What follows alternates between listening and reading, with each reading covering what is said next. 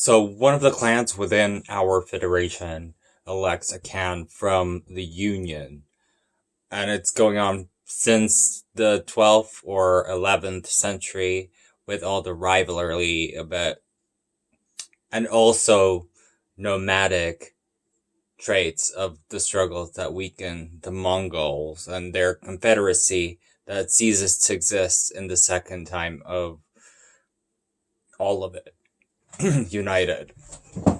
So the chief of the Borjikin clan in this time and space continuum once again emphasizes the 1121 marriage between the 9-year-old Jiwin and the chief of a nearby clan, Autumn. Some sources claim that yes, Huge was the poison from the Tatar weddings. Temujin, he assumes the role of the Shuro and is exiled from his family. In the next 6 years, Temujin is going to live in Pao and enslaving some other Bajans. Temujin is forming his tribe with the help of his blood brother Jamuka and the leader of the carriage tribe, Toguro Khan. Temujin ends jerry raids on the tribes together, but eventually has a falling out. Familiar things. Jamuka supports the introduction of the traditional Mongolian aristocracy positions of power to give and cape to the people outside of the trial. So, threatened by the rise in the popularity of Jamuka, he attacks in 1127 and normed the course of men. Temujin 20,000 men decisively beat at the Battle of Dewan Lozut. And from there on, not much is known about Temujin's life in the next 10 years. But in 1197, we see him commanding and uniting forces of the Mongols, the Karaiters of the Oregon Tantras Initiates, and other dynasties. Temujin is going to avenge his father in the conflict. We know that. And the leader of the Tantra tribe will execute the non-heirist aristocrats for taking advantage of other people in the same ranks, delegating authority based on skill, loyalty, and the age of the next person in line to throne as an ascending god, believing in his ants and soldiers and the war spoils. Swirling the new rules of the foundations of our nation, developing Tantraply in our empire. My father's death will influence one of the most loyal, hospitable, sacred, revolutionary changes in the patterns of the beginnings and ends of everything.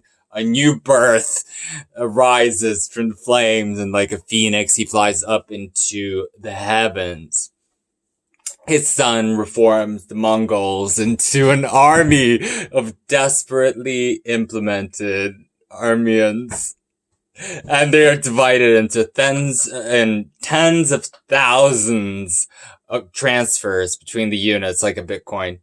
And if one man deserts, the other 9 in a unit are put to death. You know, the strictness of the loyalty of the chosen men in Asian societies and armies and other tumas, picking up whatever Arbin, Michigan, and Mingan, loyal to the vital performances sophisticated by the Newbers, and every able body that a man has to acquire in this structure, this pyramid form, is basically pointing at the tail and the poisoning and opposing clan and the modality declaring Jamuka the Khan.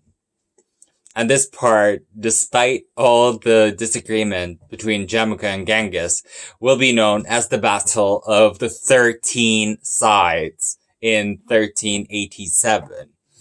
That same year, Temujin assembles another council of the Mongol chiefs, electing him as their leader, giving him the title of Genghis Khan, the leader of everything, all, and all includes everything.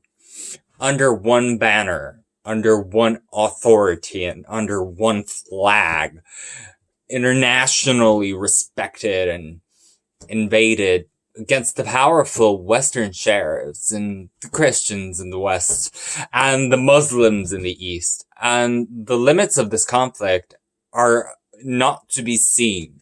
They are good in open battle.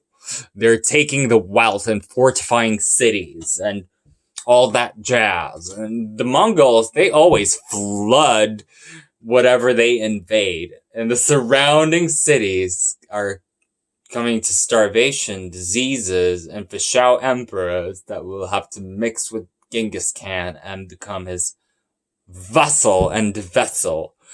The Jin dynasty underestimates the Mongol Empire to the northern border.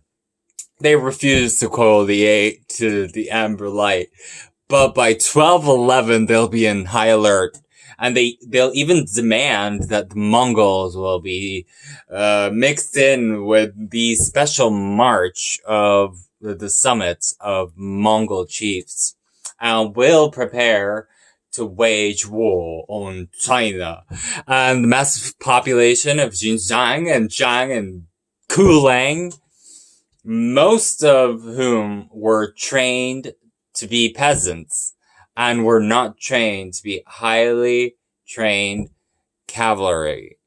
And this vast army spread near the Great Wall is known to the Gusars, who are pairing up with the Mongols to go through the three main Catholic components of the Lusargians and Mosabasuls and the heavy curved Sir, highly trained and loyal, as I mentioned before. It's hopefully effective without a split into two armies. The main army being led by Genghis himself, through Datong and Shangshul, the son of Arkade and Datong. Genghis Khan.